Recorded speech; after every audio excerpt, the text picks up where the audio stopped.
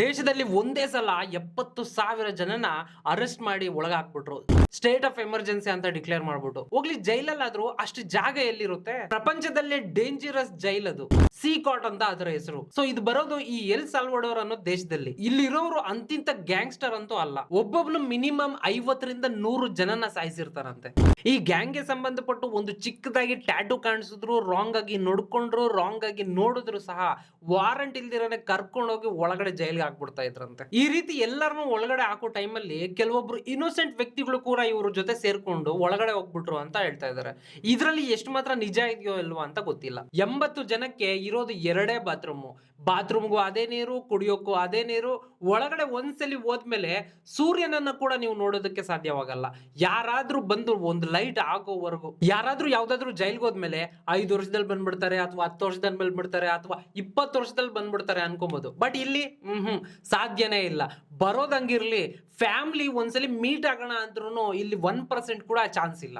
M13 ಬ್ಯಾರಿಯೋ 18 ಯಾರಿವರು, ಏನ್ ಮಾಡ್ತಿದ್ರು, ಯಾತಕ್ಕೆ ಇಷ್ಟೊಂದು ದೊಡ್ಡ ಜೈಲನ್ನ ಕಟ್ಬೇಕಾಯ್ತು ಅಂತ ನೀವು ತಿಳ್ಕೊಬೇಕು. ಅಂಡ್ ಅದಕ್ಕಿಂತ ಮುಂಚೆ ನನ್ನ ವಿಡಿಯೋ ಯಾರಿಗಾದ್ರೂ ಹೊಸಬರ್ಗೆ ರೀಚ್ ಆಗಿದ್ರೆ ಈಗಲೇ ಕೆಳಗಡೆ ಇರೋ ಸಬ್ಸ್ಕ್ರೈಬ್ ಬಟನ್ ಅನ್ನ ಒತ್ತಿ ಇಟ್ಕೊಳ್ಳಿ. ಈ ರೀತಿ ನ್ಯಾಷನಲ್ ಇಂಟರ್ನ್ಯಾಷನಲ್ ವಿಚಾರಗಳನ್ನ ನಾನು ಮಾತಾಡ್ತಾ ಇರ್ತೀನಿ. ಇದು ನಮ್ಮ ನಾಲೆಡ್ಜ್ ಮೇಲೆ ತುಂಬಾನೇ ಪ್ರಭಾವ ಬೀಳುತ್ತೆ. 10 ನಿಮಿಷ, ಕೇವಲ 10 ನಿಮಿಷ ನಿಮ್ಮ ವ್ಯಾಲ್ಯೂಬಲ್ ಟೈಮ್ ಅನ್ನ ನಾನು ವಿಡಿಯೋ ಅಪ್ಲೋಡ್ ಮಾಡಿದಾಗ ನನ್ನ ವಿಡಿಯೋ ಮೇಲೆ ಟೈಮ್ ಸ್ಪೆಂಡ್ ಮಾಡಿ. I am sure you can see the changes in you. Subscribe ಮಾಡ್ಕೊಂಡ್ರಲ್ವಾ, ಪರವಾಗಿಲ್ಲ, ಒಂದ್ಸಲಿ ಮಾಡ್ಬಿಡಿ. ವಿಡಿಯೋ ಸ್ಟಾರ್ಟ್ ಮಾಡೋಣ. Okay done. ಫಸ್ಟ್ ಈ ಸಿ ಕೋಟ್ ಜೈಲ್ ಬಗ್ಗೆ ತಿಳ್ಕೊಬೇಕು ಅಂದ್ರೆ ಅದಕ್ಕಿಂತ ಮುಂಚೆ ನಾವು ಮಾರ್ಚ್ 22 ಅಲ್ಲಿ ಏನಾಯ್ತು ಅಂತ ತಿಳ್ಕೊಬೇಕು. ಎಲ್ ಸಾಲ್ವಡೋರ್ ಪ್ರೆಸಿಡೆಂಟ್ ನೈಬ್ ಬುಕೇಲಿ ಯಾರಿದ್ದಾರೋ ಅವತ್ತು ಅವ್ರು ತಗೊಂಡ ದೊಡ್ಡ ಡಿಸಿಷನ್. ಯಾಕೆ? ಒಂದಷ್ಟು ವರ್ಷಗಳ ಕಾಲ ಕೆಲವೊಂದು ಗ್ಯಾಂಗ್ಸ್ ಇತ್ತು. ಅದರಲ್ಲಿ MS-13 ಅಂದ್ರೆ ಮಾರಾ ಸಲ್ವತ್ರೂಚ 13 ಅಂತ ಪ್ರಪಂಚದಲ್ಲೇ ಅತಿ ದೊಡ್ಡ ಡೇಂಜರಸ್ ಗ್ಯಾಂಗ್ ಇದು. ಇದು ಲಾಸ್ ಏಂಜಲ್ಸ್ ಅಂಡ್ ಕ್ಯಾಲಿಫೋರ್ನಿಯಾದಲ್ಲಿ ಸ್ಟಾರ್ಟ್ ಆಯ್ತು. ಯಾವಾಗ? 1980s ಅಲ್ಲಿ. ಬಟ್ ಇವರ ರೂಟ್ ಪ್ಲೇಸ್ ಬಂದು ಈ ಎಲ್ ಸಾಲ್ವಡೋರ್ ನ ಹೊಂಡೂರಸ್ ಅಂಡ್ ಗ್ವಾಟಮಾಲಾ ಪ್ಲೇಸ್ ಅಲ್ಲಿ ಇತ್ತು. ಇವರಿಗೆ ಕೋಡೆಡ್ ಲ್ಯಾಂಗ್ವೇಜ್ ಇರುತ್ತೆ, ಪೆಕ್ಯುಲರ್ ಟ್ಯಾಟೂಸ್ ಇರುತ್ತೆ, ದೇಹದಲ್ಲಿ 13 ಡಿಜಿಟ್ ಅನ್ನೋದು ಮಾತ್ರ ಪಕ್ಕ ಇರುತ್ತೆ ಈ ಟ್ಯಾಟೂಸ್ ಅಲ್ಲಿ. ಸೀಕ್ರೆಟ್ ಹ್ಯಾಂಡ್ ಸೈನ್ಸ್ ಕೂಡ ಮಾಡ್ತಾರೆ. ತುಂಬಾ ಡೇಂಜರಸ್ ಇವರು. ಎನಿಮೀಸ್ ನ ತಲೆ ಕಟ್ ಮಾಡೋದು, ಟಾರ್ಚರ್ ಕೊಡೋದು, ರೇಪ್ ಮಾಡೋದು ಅಂದ್ರೆ ತುಂಬಾನೇ ಅಭ್ಯಾಸ ಇವರಿಗೆ. USA ಮೆಕ್ಸಿಕೋ ಸ್ಪೈನ್ ಅಲ್ಲೂ ಕೂಡ ಆಪರೇಟ್ ಮಾಡ್ತಾ ಇದ್ರು. ಬಟ್ ಎಲ್ ಸಾಲ್ವಡೋರ್ ನ ಸ್ಟ್ರೀಟ್ಸ್ ಅಲ್ಲಿ ಆ ಟೈಮ್ ತುಂಬಾನೇ ಸ್ಟ್ರಾಂಗ್ ಆಗಿದ್ರು. ಇವರ ಅಪೋಸಿಟ್ ಟೀಮ್ ಬ್ಯಾರಿಯೋ 18 ಸ್ಟ್ರೀಟ್ ಗ್ಯಾಂಗ್ ಆಗಿರೋದ್ರಿಂದ ಇವ್ರಿಗೆ ಈ ಹೆಸರು ಬಂತು. ಬೆಳೀತಾ ಇವರು ಕೂಡ ತುಂಬಾ ದೊಡ್ಡ ಗ್ಯಾಂಗ್ ಆಗೋದ್ರು. ಇನ್ಫ್ಯಾಕ್ಟ್ MS-13 ಗೆ ಡಿ ಹೊಡೆಯೋ ತರ ಇವರು ಬೆಳೆದು ನಿಂತರು. ಇವ್ರಿಗೆಲ್ಲ ನೆತ್ತಿ ಮೇಲೆ 666 ಅನ್ಬಿಟ್ಟು ನಂಬರ್ ಇರುತ್ತೆ. ಒಂದು ಡೆವಿಲ್ ಗೆ ಕೆಲಸ ಮಾಡ್ತಾ ಇದೀರಿ ಅನ್ಬಿಟ್ಟು ಇವ್ರ ನಂಬಿಕೆ. ಇವ್ರು ತುಂಬಾ Mexican and central American immigrants ಇರ್ತಾರೆ. ಬಟ್ ಇವರು ರೆಕ್ರೂಟ್ ಮಾಡೋ ಟೈಮ್ ಅಲ್ಲಿ ಮಾತ್ರ 10 ವರ್ಷದ ಮಕ್ಕಳನ್ನು ಕೂಡ ಇವ್ರ ಗ್ಯಾಂಗ್ ಗೆ ಸೇರಿಸ್ಕೊಂತಾರಂತೆ. ಸ್ಟ್ರೀಟ್ ವಾರ್ ಫೈಟ್ ಅನ್ನೋದು ತುಂಬಾನೇ ಮಾಡ್ತಿದ್ರಂತೆ. ಇವರು ಇರುವಂತ ಸ್ಟ್ರೀಟ್ ಗೆ ಪೊಲೀಸರು ಕೂಡ ಬರೋದಕ್ಕೆ ಆ ಟೈಮ್ ಅಲ್ಲಿ ತುಂಬಾನೇ ಭಯ ಪಡ್ತಾ ಇದ್ರಂತೆ. ಈ ತರ ಇತ್ತು ಸಿಚುವೇಶನ್. ಅಂಡ್ ಇವ್ರಿಗೆ ಕೋಡ್ ಟ್ಯಾಟೂಸ್ ಕೂಡ ಇರುತ್ತೆ. ಲೈಕ್ ಟಿಯರ್ ಡ್ರಾಪ್ ಅಂದ್ರೆ ಕನ್ನಡದಲ್ಲಿ ಕಣ್ಣೀರನ್ನ ಚುಕ್ಕೆ ಅಂತ ತಿಳ್ಕೊಳ್ಳಿ. ಎಷ್ಟು ಚುಕ್ಕೆ ಇದ್ರೆ ಅಷ್ಟು ಜನನ ಅವನು ಸಾಯಿಸಿದಾನೆ ಅನ್ಬಿಟ್ಟು. ಏನಾದ್ರೂ ಅವನಿಗೆ 3 ಚುಕ್ಕೆ ಇದೆ ಅಂದ್ರೆ ಅವನು ಸಾಯಿಸಿರುವಂತ ಲೆಕ್ಕನ ಅವನು ಮರ್ತೋಗಿದ್ದಾನೆ ಅನ್ಬಿಟ್ಟು ಅರ್ಥ. ಯಾವುದು ಕೂಡ ಸಿಂಗಲ್ ಡಿಜಿಟ್ ಅಲ್ಲಿ ಇರಲ್ಲ, ಎಲ್ಲವೂ ಡಬಲ್ ಡಿಜಿಟ್ ಅಲ್ಲೇ ಇರುತ್ತೆ. ಬಿಗಿನಿಂಗ್ ಅಲ್ಲಿ ಹೇಳಿದಾಗೆ ಒಬ್ಬೊಬ್ರು 50ರಿಂದ 100 ಜನನ ಸಾಯಿಸಿರ್ತಾರೆ ಈ ಜೈಲಲ್ಲಿ ಇರುವಂತವ್ರು. ಒಬ್ಬೊಬ್ಬರ ಲೆಕ್ಕ 50, 100 ಈ ತರನೇ ಇತ್ತು. ಸಿಚುವೇಶನ್ ಈ ತರ ಇದ್ದು ದೇಶದ ಸ್ಟ್ರೀಟ್ಸ್ ಎಲ್ಲಾ ಕೂಡ ಇವರ ಕಂಟ್ರೋಲ್ ಅಲ್ಲಿ ಇದ್ದಿದ್ದಕ್ಕೆ ಗವರ್ಮೆಂಟ್ ಈ ತರ ಡಿಸಿಷನ್ ಗೆ ಬಂದ್ಬಿಡುತ್ತೆ. ಎಂಟೈರ್ ಕಂಟ್ರಿನ ಸ್ಟೇಟ್ ಆಫ್ ಎಮರ್ಜೆನ್ಸಿ ಅಂತ ಡಿಕ್ಲೇರ್ ಮಾಡ್ಬಿಟ್ಟು ರೋಡ್ ಮೇಲೆ ಯಾರಾದ್ರೂ ಅನುಮಾನವಾಗಿ ಕಾಣಿಸಿದ್ರು ಈ ತರ ಟ್ಯಾಟೂ ಹಾಕೊಂಡು ಯಾರಾದ್ರೂ ಓಡಾಡ್ತಾ ಇದ್ರು ಎಳ್ಕೊಂಡೋಗಿ ಒಳಗಡೆ ಹಾಕ್ಬಿಡ್ತಾ ಇದ್ರು. ಯಾವ ತರನು ಸಿಂಪತಿಯನ್ನ ನೋಡಿಸ್ಬೇಡಿ ಅಂತ Nayib president of El Salvador public ಅಲ್ಲಿ ಹೇಳ್ಬಿಟ್ರು. ಒಂದೇ ಸಲ ದೇಶದ ಎಲ್ಲಾ ಪೊಲೀಸರು ಕೂಡ ರೋಡ್ಗೆ ಬಂದ್ಬಿಟ್ರು. ಆಲ್ಮೋಸ್ಟ್ 2 ವರ್ಷಗಳ ಕಾಲ ಎಮರ್ಜೆನ್ಸಿ ಸ್ಟೇಟ್ ಅಲ್ಲೇ ಇತ್ತು. ಸ್ವಲ್ಪ ಡೌಟ್ ಬಂದ್ರು ಕೂಡ ಕಾರಲ್ಲಿ ಹಾಕೊಂಡು ಹೋಗ್ತಾ ಇದ್ರಂತೆ. ಸೊ ಈ ತರ ಅರೆಸ್ಟ್ ಮಾಡಿ 100 ಅಲ್ಲ, 1000 ಅಲ್ಲ, ಸುಮಾರು 70,000 ಜನನ ಅರೆಸ್ಟ್ ಮಾಡಿದ್ರಂತೆ. ಆಲ್ರೆಡಿ ದೇಶದಲ್ಲಿ ಇದ್ದಂತ ಎಕ್ಸಿಸ್ಟಿಂಗ್ ಜೈಲೆಲ್ಲ ಫುಲ್ ಆಗೋದ್ವಂತೆ. ಒಳಗಡೆ ಹಾಕಿ ನೂಕಕ್ಕೂ ಸಾಧ್ಯವಾಗದಷ್ಟು ಜನನ ಇವರು ಹಿಡ್ಕೊಂಡ್ ಬಂದಿದ್ದು. ಆಗ್ಲೇ ಇವ್ರಿಗೆ ಯೋಚನೆ ಬಂದಿದ್ದು, ನಾವು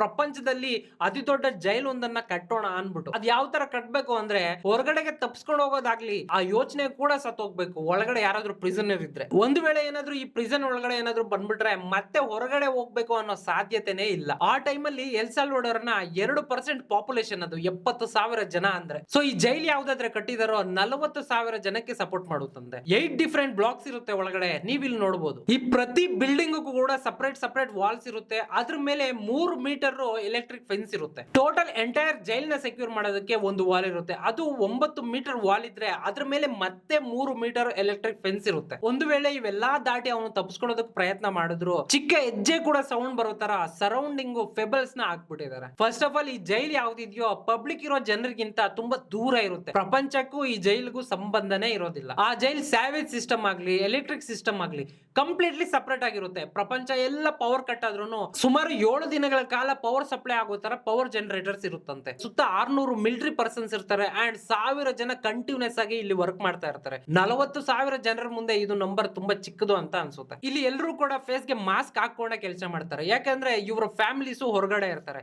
ಇಲ್ಲಿ ಇರೋರು ಯಾರು ಇವರನ್ನ ಐಡೆಂಟಿಫೈ ಮಾಡಿ ಹೊರಗಡೆಗೆ ಇನ್ಫಾರ್ಮೇಶನ್ ಲೀಕ್ ಆಗ್ಬಾರ್ದು ಅನ್ಬಿಟ್ಟು. ಅಂಡ್ ಒಂದೊಂದು ಬ್ಲಾಕ್ ಒಬ್ಬೊಬ್ರು ಜೈಲರ್ ಇರ್ತಾರಂತೆ. ಅವ್ರು ಮಾತ್ರ ಮಾಸ್ಕ್ ಹಾಕೋಲ್ಲ. ಇವರು ತುಂಬಾ ಸ್ಟ್ರಾಂಗ್ ಹಾರ್ಟ್ ಪರ್ಸನ್ ಆಗಿರ್ತಾರೆ. Reason is simple. ಅಷ್ಟು ಡೇಂಜರಸ್ ವ್ಯಕ್ತಿಗಳ ಜೊತೆ ಮಾತನಾಡಿ ಲೈನ್ ಅಲ್ಲಿ ಇಟ್ಕೊಬೇಕು ಅಂದ್ರೆ ಕಣ್ಣಲ್ಲಿ ನೋಡಿ ಮಾತಾಡ್ಬೇಕು ಅಂತ ಅವರೇ ಹೇಳ್ತಾ ಇದ್ದಾರೆ. ಈಗ ಈ ಎಂಟೈರ್ ಜೈಲ್ ಇನ್ಫ್ರಾಸ್ಟ್ರಕ್ಚರ್ ಬಗ್ಗೆ ತಿಳ್ಕೊಂಡ್ರೆ ಈಗ ಒಳಗಡೆ ಇರುವಂತ ಪ್ರಿಸನರ್ ಲೈಫ್ ಯಾವ ತರ ಇರುತ್ತೆ ಅಂತ ಹುಷಾರಾಗಿ ಕೇಳಿಸ್ಕೊಳ್ಳಿ. ಯಾಕಿದು ಇಷ್ಟೊಂದು ಇಂಪಾರ್ಟೆಂಟ್ ಅಂದ್ಬಿಟ್ಟು ನಿಮ್ಗೆ ಅರ್ಥ ಆಗುತ್ತೆ. ನೀವು ಕೇಳಿ. 8 ಬಿಲ್ಡಿಂಗ್ ಇರುತ್ತೆ ಅಂತ ಹೇಳಿದ್ನಲ್ವಾ.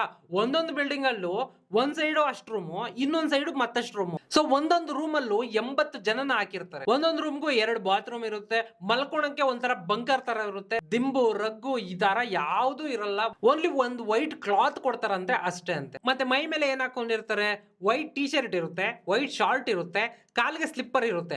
ಅಷ್ಟು ಬಿಟ್ರೆ ಇನ್ನೇನು ಇರಲ್ಲ ಅವ್ರ ಮೈ ಮೇಲೆ. ಅಂಡ್ ನ್ಯೂಟ್ರಿಷನ್ ಏನ್ ತಿಂತಾರೆ? ಬ್ರೇಕ್ಫಾಸ್ಟ್, ಲಂಚ್, ಡಿನ್ನರ್ ಎಲ್ಲಾನು ಸೇಮ್ ಇರುತ್ತೆ. ಅವ್ರು ಕುಡಿಯೋ ಜ್ಯೂಸ್ ಮಾತ್ರನೇ ಚೇಂಜ್ ಆಗ್ತಿರುತ್ತಂತೆ. ಆ ಜ್ಯೂಸ್ ಕೂಡ ಕಂಪ್ಲೀಟ್ಲಿ ಶುಗರ್ ಹಾಕಿರ್ತಾರೆ.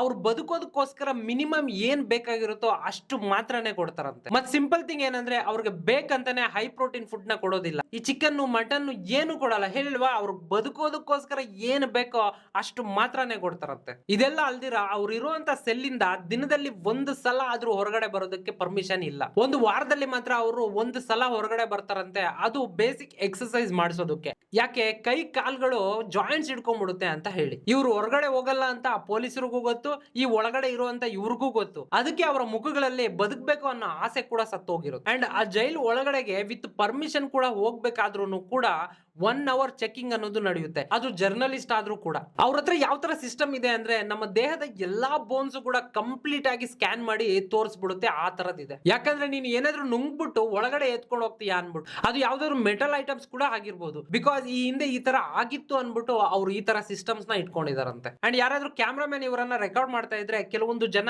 ಕ್ಯಾಮ್ರಾಗೆ ಸಿಗ್ನಲ್ ಕೊಡ್ತಾರಂತೆ ಹೊರಗಡೆ ಇರೋರಿಗೆ ಏನಾದ್ರೂ ಹೇಳೋದಕ್ಕೆ ಸ್ವಲ್ಪ ಆದ್ರೂ. ಅಂಡ್ ಈ ಕ್ಯಾಮ್ರಾಸ್ ಅಲ್ಲಿ ರೆಕಾರ್ಡ್ ಮಾಡಿರುವಂತ ಫುಟೇಜ್ ನ ಕಂಪ್ಲೀಟ್ ಆಗಿ ನೋಡಿ ಆ ತರ ಏನಾದ್ರೂ ಇದ್ರೆ ಅದನ್ನ ಬ್ಲರ್ ಮಾಡಿಸಿ ಆಮೇಲೆ ಹೊರಗಡೆಗೆ ಕಳಿಸ್ತಾರಂತೆ. ಎಷ್ಟು ತಲೆನೋವು ಇರುತ್ತೆ ಅಲ್ವಾ. ಈ ಜೈಲಲ್ಲಿ 30 ವರ್ಷ ಗ್ಯಾಂಗ್ಸ್ಟರ್ ಅಲ್ಲಿ ಇರೋರು ಇರ್ತಾರೆ. 20 ವರ್ಷ 10 ವರ್ಷ ಚಿಕ್ಕ ಚಿಕ್ಕ ಮಕ್ಕಳು ಇರ್ತಾರೆ. ಅವರ ವಯಸ್ಸು ಚಿಕ್ಕದಾಗಿರ್ಬೋದು, ಬಟ್ ಅವ್ರು ಮಾಡುವಂತ ಕೆಲಸ ಅಲ್ಲ. ಅದಕ್ಕೆ ಅವ್ರ ಹತ್ರ ತುಂಬಾ ಕೇರ್ಫುಲ್ ಆಗಿ ಇರ್ಬೇಕಾಗುತ್ತೆ. ಅಲ್ಲಿರೋರು ಏನಾದ್ರೂ ಯಾವ್ದಾದ್ರು ಒಂದು ಚಿಕ್ಕ ತಪ್ಪು ಮಾಡಿದ್ರು ಕೂಡ ಪ್ರತಿ ಬ್ಲಾಕ್ ಕೂಡ ಒಂದು ಐಸೋಲೇಷನ್ ರೂಮ್ ಇರುತ್ತಂತೆ. ತುಂಬಾ ಡಾರ್ಕ್ ರೂಮ್ ಅದು. ಅದ್ರಲ್ಲಿ ತಗೊಂಡೋಗಿ ಹಾಕ್ಬಿಡ್ತಾರಂತೆ. ಈ ಐಸೋಲೇಷನ್ ಸೆಲ್ ಅನ್ನೋದು ಮೂವಿ ಕ್ಲೈಮ್ಯಾಕ್ಸ್ ಇದ್ದಂಗೆ. 1 ಸಲ ಏನಾದ್ರೂ ಇದ್ರ ಒಳಗಡೆ ಹೋದ್ರೆ 15ರಿಂದ 20 ದಿನ ಆಚೆ ಲೈಟ್ ಕೂಡ ಒಳಗಡೆ ಬರಲ್ಲ. ಕುಡಿಯೋದಕ್ಕೂ ಅದೇ ನೀರು, ಬಾತ್ರೂಮ್ಗೂ ಅದೇ ನೀರು. ನಮ್ಮ ಇಂಡಿಯನ್ ಸ್ಟೈಲ್ ಬಾತ್ರೂಮ್ ಇರುತ್ತೆ, ಅದ್ರ ಪಕ್ಕದಲ್ಲೇ ವಾಟರ್ ಇರುತ್ತೆ. ಸೊ ರೂಮ್ ಅಲ್ಲಿ ಫುಲ್ ಡಾರ್ಕ್ ಇರುತ್ತೆ. ಒಂದು ಚಿಕ್ಕ ಹೋಲ್ ಇರುತ್ತೆ. ಅದರಲ್ಲಿ ಆಕ್ಸಿಜನ್ ಉಸಿರಾಡೋದಕ್ಕೆ ಗಾಳಿ ಬರುವಷ್ಟು ಮಾತ್ರನೇ ಇರುತ್ತೆ. ಈ ತರ ಯಾಕೆ ಅಂತ ಜೈಲರ್ನ ಕೇಳಿದ್ರೆ ಅವ್ರು ಹೇಳ್ತಾರೆ, ಇಲ್ಲಿ ಒಳಗಡೆ ಇರುವಂತವ್ರು ನಾರ್ಮಲ್ ಪೀಪಲ್ ಅಲ್ಲ. ಇಂತಹ ಪ್ಲೇಸ್ ಅಲ್ಲಿ ಎಂತ ರಾಕ್ಷಸ ವ್ಯಕ್ತಿ ಆದ್ರೂ ಬ್ರೇಕ್ ಆಗ್ಲೇಬೇಕು. ಒಳಗಡೆ ನೋವು ತಿಂದು ನಾರ್ಮಲ್ ವ್ಯಕ್ತಿ ಹಾಗೆ ಆಗ್ತಾನೆ ಅಂತ ಹೇಳ್ತಾ ಇದಾರೆ. ಅಂಡ್ ಈ ಜೈಲಲ್ಲಿ ಒಂದ್ಸಲ ಒಳಗಡೆ ಬಂದ್ರೆ ಫ್ಯಾಮಿಲಿ ಕನೆಕ್ಷನ್ ಅನ್ನೋದು ಇರಲ್ಲ. ಹೊರಗಡೆ ಇರೋರ ಹತ್ರ ಚಿಕ್ಕ ಕನೆಕ್ಷನ್ ಇಟ್ಕೊಳ್ಳೋದಕ್ಕೂ ಕೂಡ ಸಾಧ್ಯ ಆಗಲ್ಲ. ಈ ಜೈಲ್ ಒಳಗಡೆ ಒಂದ್ಸಲಿ ಬಂದ್ಮೇಲೆ ಇಡೀ ಲೈಫ್ ಲಾಂಗ್ ಅವನು ಇದ್ರ ಒಳಗಡೆ ಟೈಮ್ ಸ್ಪೆಂಡ್ ಮಾಡ್ಬೇಕು ಅಂಡ್ ಸಾಯೋ ತನಕನು ಇಲ್ಲೇ ಇರಬೇಕು. ಅಂಡ್ ಒಂದು ವರ್ಸ್ ಪಾರ್ಟ್ ಹೇಳ್ತೀನಿ ಕೇಳಿ. ಈ ವ್ಯಕ್ತಿ ಗ್ಯಾಂಗ್ ಅಲ್ಲಿ ಸೇರಿದ್ಮೇಲೆ ಸುಮಾರು 30 ವರ್ಷಗಳ ಕಾಲ ಈ ಗ್ಯಾಂಗ್ ಅಲ್ಲಿ ಕೆಲಸ ಮಾಡದ್ನಂತೆ. ಅಂತವನ್ನ ಕರ್ಕೊಂಡ್ ಬಂದು ಈ ಜೈಲಲ್ಲಿ ಹಾಕಿದ್ರೆ ಅವ್ನು ಏನ್ ಹೇಳ್ತಾ ಇದ್ದಾನೆ ಕೇಳಿ. ಆ ವ್ಯಕ್ತಿ ಈ ತರ ಹೇಳ್ತಾ ಇದ್ದಾನೆ, ನನ್ನ ಮಗನಿಗೆ 4 ವರ್ಷ ಇದ್ದಾಗ ಅವನ ಮುಖವನ್ನ ನೋಡಿರೋದು ನಾನು. ಸೊ ಈಗ ಅವನಿಗೆ 21 ವರ್ಷ. ಅವನ ಫೇಸ್ ಯಾವ ತರ ಇದೆ ಅನ್ಬಿಟ್ಟು ನಾನು ನೋಡ್ಲೇ ಇಲ್ಲ. ಅದೇ ನನ್ನ ಬಾಧೆ ಅಂತ ಹೇಳ್ತಾ ಇದ್ದಾನೆ. I want to tell him, hey, don't do the same things that your dad did. Look for a good life. ನನ್ ಮಗ ಕಾಣಿಸಿದ್ರೆ ನಾನು ಹೇಳ್ತೀನಿ, ನಂತರ ನೀನ್ ಆಗ್ಬೇಡ, ನಾನ್ ಮಾಡಿದ ಕೆಲಸ ನೀನ್ ಮಾಡ್ಬೇಡ, ನಂತರನೇ ಆಗೋಗ್ತೀಯ. ನೀನು ಪ್ರಪಂಚವನ್ನು ಮತ್ತು ಜೀವನವನ್ನು ಹೋಗಿ ಎಂಜಾಯ್ ಮಾಡು ಅಂತ ಹೇಳ್ತೀನಿ ಅಂತ ಹೇಳ್ತಾ ಇದ್ದಾರೆ. ಈ ಜೈಲ್ ಒಳಗಡೆ ಇರುವಂತ ಪ್ರತಿಯೊಬ್ಬ ಕೈದಿ ಕೂಡ 1000 ಇನ್ನೋಸೆಂಟ್ ವ್ಯಕ್ತಿಗಳ ಸಾವಿಗೆ ಕಾರಣ ಆಗಿದ್ದಾರೆ. ಅದಕ್ಕೋಸ್ಕರನೇ ಇವತ್ತು ಇಷ್ಟೊಂದು ಕಠಿಣವಾದ ಜೀವನವನ್ನ ಇವರು ಅನುಭವಿಸ್ತಾ ಇರೋದು. ಅಂಡ್ ಯಾರಾದ್ರೂ ಸ್ವಲ್ಪ ರಾಂಗ್ ಆಗಿ ನಡ್ಕೊಂಡ್ರು, ಸ್ವಲ್ಪ ಲೈನ್ ಕ್ರಾಸ್ ಮಾಡಿದ್ರು, ಒಳಗಡೆ ಒಂದು ದೊಡ್ಡ ಆರ್ಮರಿನೇ ಇದೆ. ಪ್ರಪಂಚದ ಎಲ್ಲಾ ರೀತಿಯ ಗನ್ಗಳು ಕೂಡ ಅವ್ರ ಹತ್ರ ಇದೆ. ಏಕೆ AK-47 ಇಂದ ಹಿಡಿದು AR-15 ವರೆಗೂ, M4 ಇಂದ ಹಿಡಿದು ಸಬ್ಮಿಷನ್ ಗನ್ ವರೆಗೂ, hand gun, short gun, tear gas, body armour ಗಳು ಎಲ್ಲ ಈ ಪಬ್ಜಿ ಗೇಮ್ ಮತ್ತೆ ಈ ಹಾಲಿವುಡ್ ಮೂವಿಗಳಲ್ಲಿ ಎಲ್ಲಾ ರೀತಿಯ ಗನ್ ಗಳನ್ನು ನೋಡಿರ್ತಿರಲ್ಲ, ಎಲ್ಲಾ ರೀತಿನೂ ಇದ್ರೊಳಗಡೆನೆ ಇದೆ. ಅವೆಲ್ಲ ಹೊರಗಡೆ ತಗೊಂಡ್ಬಂದ್ರೆ ಇವ್ರು ಏನ್ ಮಾಡ್ತಾರೆ ಅನ್ಬಿಟ್ಟು ನಾನೇನ್ ಹೇಳೋ ಅವಶ್ಯಕತೆ ಇಲ್ಲ. ಅದಕ್ಕೋಸ್ಕರನೇ most of the gangsters careful ಆಗಿ ಒಳಗಡೆ ಇರ್ತಾರೆ. ಅಂತವ್ರನ್ನ ತಾನೇ ತಗೊಂಡ್ಬಂದು ಒಳಗಡೆ ಹಾಕಿರೋದು. MS-13 ಗ್ಯಾಂಗ್ ಬಗ್ಗೆ ಒಂದು ಚಿಕ್ಕ ಎಕ್ಸಾಂಪಲ್ ಕೊಡ್ತೀನಿ. ನೀನೇನಾದ್ರೂ ಈ ಗ್ಯಾಂಗ್ ಮೆಂಬರ್ ಆಗ್ಬೇಕು ಅಂದ್ರೆ ಅವ್ರ ಬುಕ್ ಅಲ್ಲಿರುವಂತಹ 3 ರೂಲ್ಸ್ ನ ದಾಟಬೇಕಾಗುತ್ತೆ. ನಂಬರ್ 1,